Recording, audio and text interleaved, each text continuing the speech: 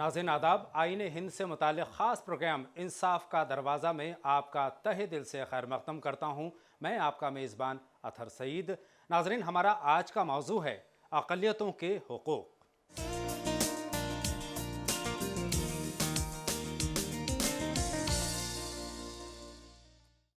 नाज़रीन, हमारा मुल्क एक जमहूरी मुल्क है जिसका अपना निज़ाम है, अपना आइन है, अपना क़वानीन है और अपने हुकूक़ हैं इसके शहरियों के। मुख्तलिफ़ क़स्म की कौमें यहाँ पर रहती हैं और सदियों से रहती आई हैं। उनके अपने रिवाज हैं, अपने उसूल हैं, अपने अंदाज़ हैं, लेकिन अक़लियतों के हुकूक़ क्या हैं, वो आज हम इस शुमारे में जानने की कोशिश करेंगे कि अक़लियतों के हुकूक़ किस तरह से हासिल किए जा सकते हैं और क़ानूनी तौर पर उन्हें किस तरह से तहफ़्फ़ुज़ हासिल होता है। नाज़रीन, हमारे आइन ने अक़लियतों को मुख्तलिफ़ क़स्म के हुकूक़ दिए हैं, मुख्तलिफ़ क़स्म के क़वानीन के ज़रिए उनको तहफ़्फ़ुज़ फ़राहम किया है, तालीम के शोबे में, माशी तौर पर और दूसरी तरह की किस तरह की सहूलियात फ़राहम हैं। आइए देखते हैं बहुत ही तफसील से। इस वक्त मुल्क में अक़लियतों की 20% से ज्यादा आबादी है, लेकिन इनमें से कुछ गुर्बत और पसमानदगी की सबब मुल्क की मेन स्ट्रीम यानी कौमी धारे से बहुत पीछे रह गई है, जिसे कौमी धारे में शामिल करने के मंसूबे बनाए जा रहे हैं। ये रियासती और मरकजी दोनों सतह पर जारी है, लेकिन किन्हीं वजूहात की बिना पर इन मसाइल पर पूरी तवज्जो नहीं दी जा पाती, जिसकी वजह से अक़लियतों के लिए बनाए गए मंसूबों और प्रोग्रामों पर असरदार ढंग से अमल नहीं हो पाता। हिंदुस्तान एक सेक्युलर और जमहूरी मुल्क है। यहाँ ज़बान, सक़ाफ़त और मजहब की बुनियाद पर किसी से तासुब नहीं बरता जा सकता। आईने हिंद के आर्टिकल 29 और 30 में अक़लियतों के हुकूक़ के तहफ़्फ़ुज़ की बात कही गई है। आर्टिकल 29 कहता है कि हिंदुस्तान में सभी को अपने मजहब, ज़बान और सक़ाफ़त पर अमल करने की पूरी आज़ादी है। वो इसे महफूज रख सकता है। किसी को कभी ज़बान या मजहब की बुनियाद पर किसी तालीमी इदारे में दाखिले से नहीं रोका जा सकता। नाज़रीन, आपने देखा कि किस तरह से अक़लियतों के तहफ़्फ़ुज़ के लिए क़ानून काम करता है। आइन में किस तरह की सहूलियात उनको फ़राहम की गई हैं। अक़लियतें हिंदुस्तान में इस जमहूरी निज़ाम में किस तरह से खुली हवा में सांस ले सकती हैं, किस तरह से हुकूमत की मुख्तलिफ़ क़स्म की स्कीमों का फ़ायदा उठा सकती हैं, मुख्तलिफ़ क़स्म के क़ानून का फ़ायदा उठा सकती हैं। बहुत ही तफसील से हमने जाना और देखा कि किस तरह से क़ानून उनके हुकूक़ की तहफ़्फ़ुज़ करता है, पासबानी करता है, निगरानी करता है और ज़िम्मेदारी लेता है। नाज़रीन, हमारे मुल्क में मुख्तलिफ़ तहज़ीब के लोग रहा करते हैं, मुख्तलिफ़ मज़ाहिब के लोग रहा करते हैं और पूरी आज़ादी के साथ रहा करते हैं। अक़लियतें भी यहाँ पर पूरे हक़ के साथ रहती हैं, चूँकि आइन हिंद ने उनके लिए बहुत ही तहफ़्फ़ुज़ के इंतज़ाम किए हैं, बहुत सारी सहूलियात दी हैं, बहुत सारी स्कीमें दी हैं जिनका इस्तिफ़ादा वो करते आए हैं। लेकिन इस मौज़ू पर यानी अक़लियतों के हुकूक़, इस मौज़ू पर बहुत ही तफसील से जानते हैं कि क़ानून क्या कहता है। माहिर क़ानून ज़ेड के फैज़ान साहब हमारे साथ हैं और उनसे बातचीत कर रहे हैं हमारे रिपोर्टर मुमताज़ आलम रिज़वी। आइए देखते हैं।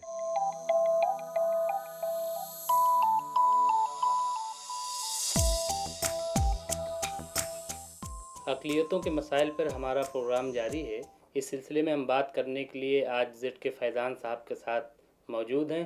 जेड के फैज़ान साहब, आज मुल्क में पूरी अक़लियत अपने मसाइल से घिरी हुई है, लेकिन हमारे आइन में उनके हुकूक़ दिए गए हैं। वो क्या हुकूक़ हैं कि जिनसे मसाइल से बाहर निकला जा सकता है? देखिए, अक़लियतों के मसाइल तो पूरी दुनिया में जहाँ जहाँ माइनॉरिटीज़ हैं वहाँ पर है। हिंदुस्तान का जहाँ तक ताल्लुक़ है, हिंदुस्तान में ख़ास तौर पर अक़लियतों को आज़ादी के बाद काफ़ी मसाइल का सामना करना पड़ रहा है।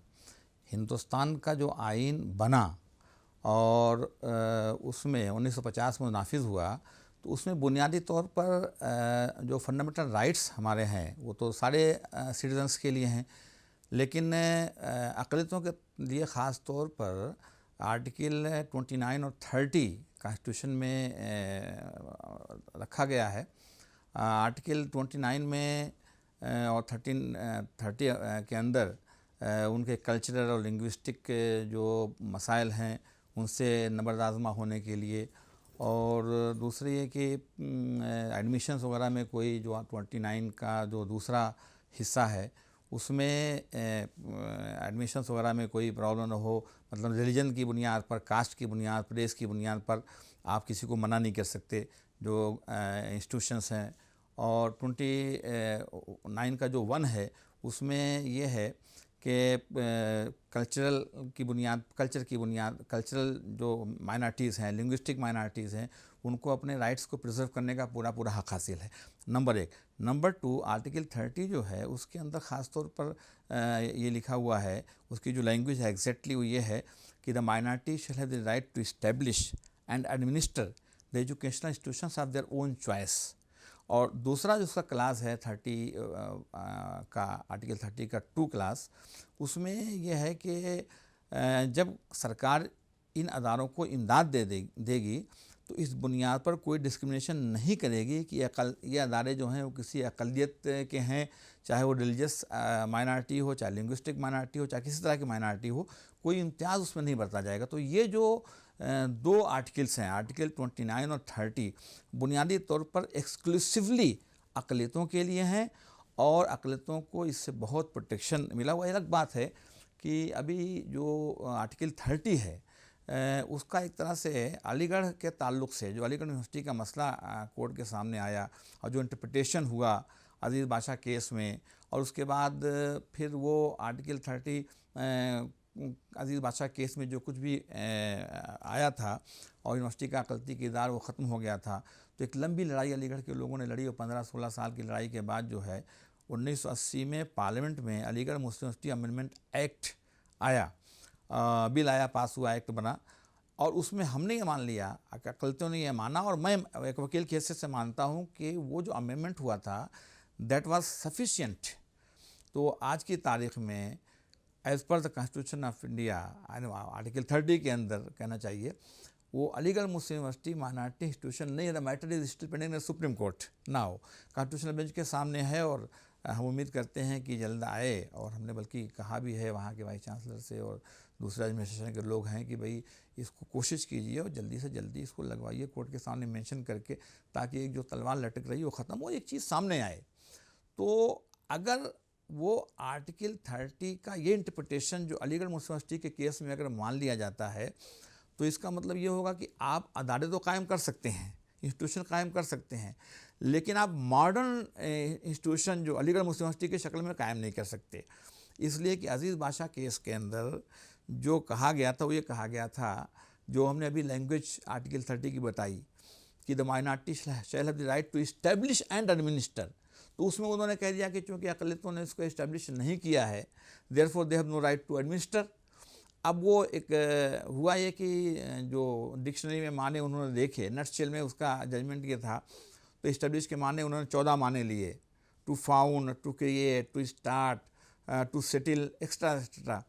उन्होंने ये कहा कि साहब अलीगढ़ मुस्लिम यूनिवर्सिटी नहीं बनी थी जब तक कि पार्लियामेंट से एक्ट, वो सब मानते हैं, वो कहते हैं कि ठीक है आपने कायम किया।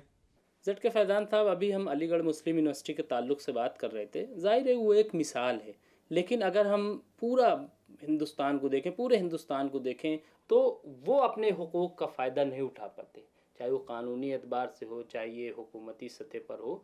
कहीं ना कहीं ऐसा लगता है कि बेदारी की कमी है या कानून न जानने की वजह से ये सब हो रहा है। आप इसको किस हद तक देखते हैं? नहीं, मैं अलीगढ़ मुस्लिम यूनिवर्सिटी की जहाँ तक बात मैं कर रहा था वो एक टेस्ट पॉइंट की हैसियत से कर रहा था कि वो एक टेस्ट पॉइंट बना आर्टिकल 30 को इंटरप्रेट करने में। वैसे बात तो तल्ख है, लेकिन we talk about minorities certainly, या जब कोई हम पे एतराज़ भी होता है तो माइनॉरिटीज़ की बात जब होती है तो ये हार्ड फैक्ट है, लेकिन उसको मुस्लिम से ही वो किया जाता है। मेरा मानना ये है और मेरा कहना भी ये है, जो मैं देखता हूँ, शायद मेरी बात से आप इत्तेफाक करें, कि जो दूसरी माइनॉरिटीज़ हैं, मसलन बुद्धिस्ट माइनॉरिटीज़ में हैं, सिख्स हैं, क्रिश्चियंस हैं, ये तो हमसे काफ़ी बेटर पोजीशन में है, नंबर 1। और नंबर 2, वो कुछ इस मामले में काफ़ी जिसको कहते हैं हिंदी में बेहतर वर्ड होगा कि जागृत इसके अंदर हैं, जागरूक, और वहाँ पर वो ज़्यादा उसका फ़ायदा उठा रहे हैं, हम रह जा रहे हैं।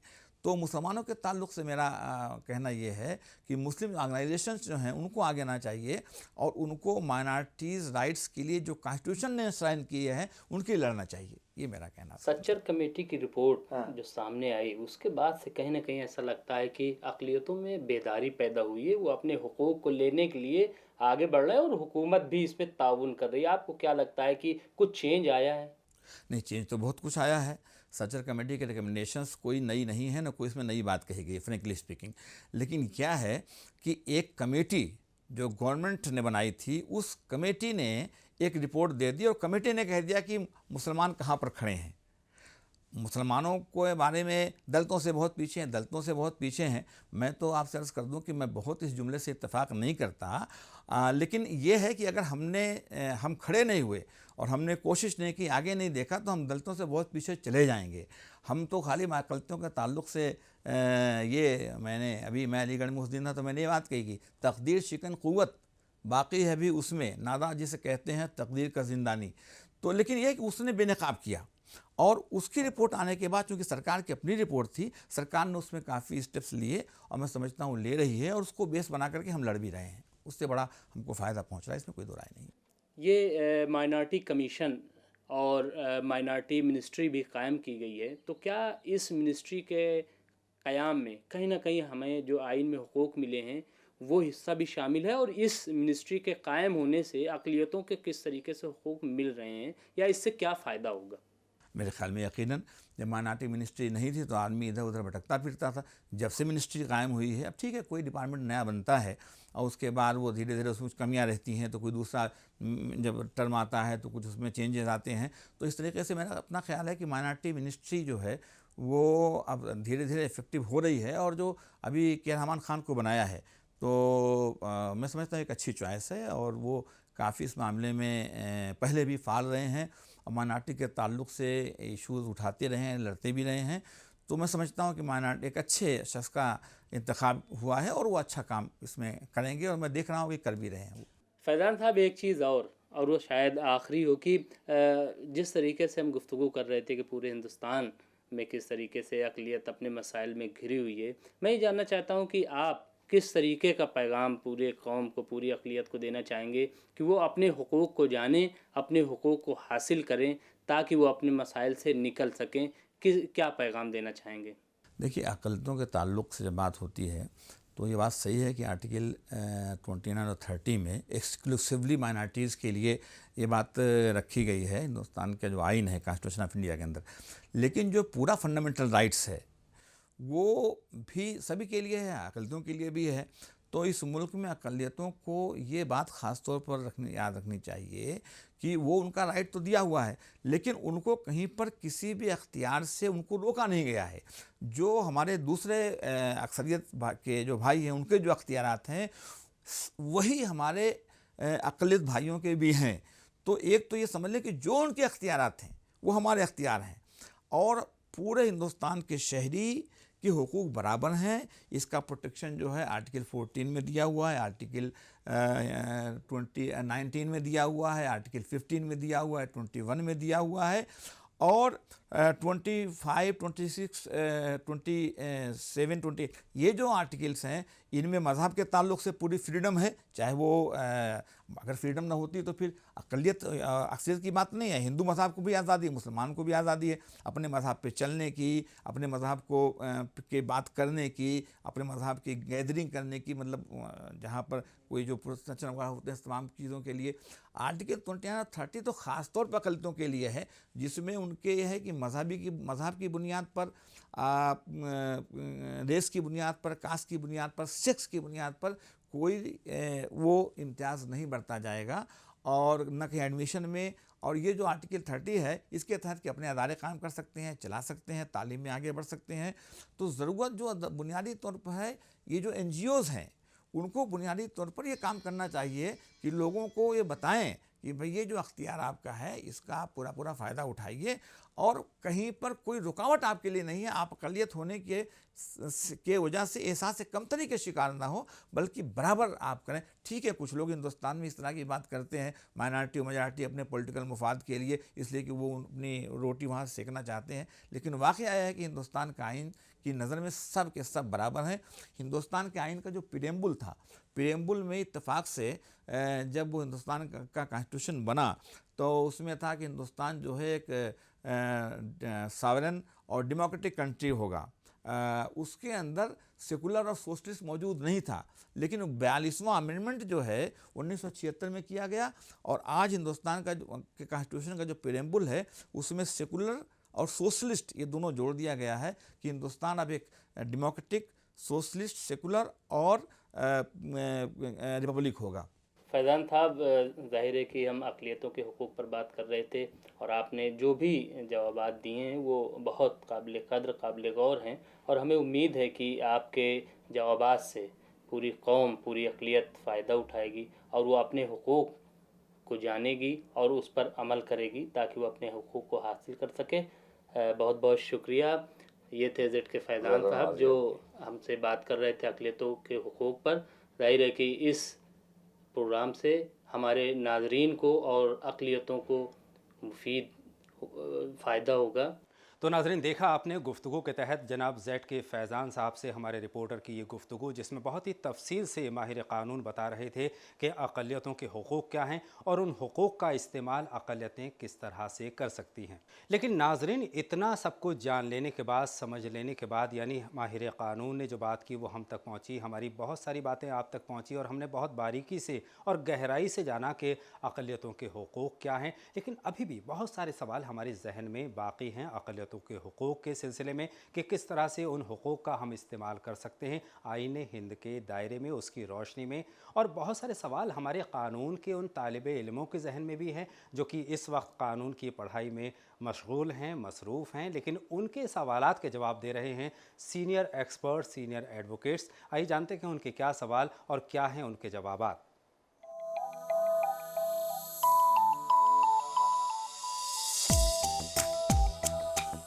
मेरा नाम नादिया हुसैन है। मैं faculty of law Jamia Millia Islamia 4th year की स्टूडेंट हूँ। मेरा सवाल है कि क्या एक माइनॉरिटी से जुड़े मुकदमे को क्या एक माइनॉरिटी वकील ही बाखूबी पेश कर सकता है?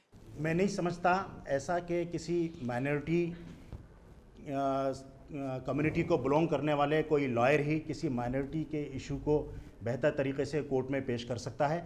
मैं समझता हूँ बहुत सारे ऐसे लोग हैं हिंदुस्तान में, बहुत सारे काबिल वकील और लॉयर और जूरिस्ट हैं जो कि माइनॉरिटी के इशू को बहुत अच्छी तरह से वो पहचानते हैं, जानते हैं और उनको रख सकते हैं। जस्टिस सच्चर का ही अभी आपने नाम लिया। उनकी जो स्टडी है इक़्तिसादियात के ऊपर मुसलमानों की और उनकी जो इकोनॉमिक पोजीशन है और एजुकेशन है और जो भी सिचुएशन है उसके ऊपर मैं समझता हूँ बहुत गहरी नॉलेज और बहुत गहरी उनकी स्टडी है। और बहुत सारे ऐसे लोग हैं जो कि माइनॉरिटीज़ के इशू को बहुत एक डीप स्टडी रखते हैं। और जहाँ तक मैं समझता हूँ माइनॉरिटी से इशू से ताल्लुक़ आपका ये हो सकता है कि जैसे कि फ़िक़्ह और शरीयत से रिलेटेड जो इश्यूज़ हैं, जैसे कि निकाह का हो सकता है, डाइवर्स का हो सकता है, विरासत का हो सकता है, या और भी इस किस्म के जो इश्यूज़ जो बेसिक तौर पर फ़िक़्ह और शरीयत के दायरे में आते हैं। मैं समझता हूँ कि उसकी बहुत सारा लिटरेचर है जिसको सब लोग पढ़ते हैं। और जो माइनॉरिटीज़ का ये एक अजीब सा है कि एक शख्स जो है माइनॉरिटीज़ कम्युनिटी को बिलोंग कर रहा है वो लॉयर, ऐसा कोई डिस्क्रिमिनेशन और क्लासिफिकेशन ऐसा नहीं है। सभी लोग वही लॉ हैं, वही फैसले होते हैं और सभी लोग उसको बराबरी से पढ़ते हैं। और किसी की भी इसमें डिपेंड ये करता है कि किस लॉयर की बेहतर उसमें स्टडी है, किस लॉयर की बेहतर उसमें उसने उसको पढ़ा हुआ है और उसमें कितना डीप तक वो गया हुआ है। इस पर मैं समझता हूँ मुनसब करता है। मेरा नाम मोहम्मद यूनुस है और मैं faculty of law Jamia Millia Islamia में 2nd ईयर का स्टूडेंट हूँ। मेरा सवाल ये है कि क्या हर वकील कानूनी नुक्तों, पॉइंट्स को अपने हिसाब से एनालाइज कर सकता है, और अगर कर सकता है तब इसका असर फैसलों पर कैसा पड़ता है? ज़ाहिर है एक वकील का जिस डिफरेंट एस्पेक्ट से किसी केस को देखता है, मुख्तलिफ तनाजुर में जो उसकी स्टडी करता है, उसका असर तो फैसले के ऊपर पड़ेगा कि वो उन फैक्ट्स को वो अदालत के सामने ला सकता है। और हर शख्स का, हर वकील का एक सबसे पहला एक जो कर्तव्य होता है कि किसी केस को उसको डिफरेंट एस्पेक्ट से देखे, यहाँ तक कि उस एस्पेक्ट से भी पहले देखे जो उसके ख़िलाफ़ जाते हैं, जो उसके ख़िलाफ़ केस पॉइंट्स जाते हैं, उस एस्पेक्ट से देखना बहुत ज़रूरी होता है ताकि ये मालूम होना चाहिए कि उसका मुखालिफ लॉयर किन पॉइंट को रेस कर सकता है और उसके जवाबात उसके पास तैयार होने चाहिए। तो मुख्तलिफ एस्पेक्ट से देखना, अलग अलग तनाजुर से देखना, ये तो एक केस की एक गहरी स्टडी के लिए ज़रूरी है। किसी भी केस को जब एक वकील स्टडी करता है और उसके कानूनी नुक्तों को गहराई से देखता है, वो वकील उसको किस तरह देख रहा है ये एक अलग सवाल है, लेकिन उस देखने को वो सामने बैठे हुए जज को किस तरह दिखा रहा है ये दूसरी बात है। अगर उस जज को वो उसी तरह दिखा पाने में कामयाब होता है जैसे खुद देख रहा है, तो यकीनन फैसला उसके ही हक़ में जाएगा, क्योंकि एक वकील एक जज की मदद करता है सच्चाई तक पहुंचने के लिए, और जब वो किसी इंस्टीट्यूट का इंटरप्रिटेशन करता है तो वो करने में कितना अहल है और कितना कन्विंस कर पाता है जज को। अगर उसको इसके ऊपर पूरी उसकी पकड़ है तो फैसला यकीनन उस वकील के हक़ में ही जाएगा। और ये वकील का काम ही ये है कि वो अपने नुक्ते नज़र को, अपने मतमे नज़र को जज तक इस तरह पहुंचाए कि वो ये कहने पर मजबूर हो कि वकील साहब जो बात कह रहे हैं वो सच है और सही है। यही आपकी कामयाबी की ज़ामिन है और ज़मानत है। कि एक वकील को बहुत ऑब्जेक्टिव होने की ज़रूरत है, उसको दाएं बाएं नहीं देखना है, कोई बायसेस नहीं रखनी है। तो क्यों हम ऐसा तो नहीं कह सकते कि माइनॉरिटी का वकील ही माइनॉरिटी के केस को टेक अप कर सकता है। जब वकील साहब ऑब्जेक्टिविटी अपने में लाएंगे, उनके कोई बायसेस नहीं होंगे, तो वो फिर उनका फोकस रहेगा दुरुस्त और वो बिल्कुल ठीक ठाक केस में आगे बढ़ेंगे। और दूसरी बात ये, उनके अपने प्रेजुडिसेस जो हैं, वकीलों के भी प्रेजुडिस, इंसान है, प्रेजुडिसेस सब में होते हैं, जजेस में भी होते हैं। तो उन प्रेजुडिसेस को हमको पीछे हटा के काम करना पड़ेगा, अपना फोकस को दुरुस्त करना पड़ेगा, तभी काम हम कोई भी क्लाइंट हमारे पास आए हम उसका काम बखूबी तरीके से कर सकते हैं।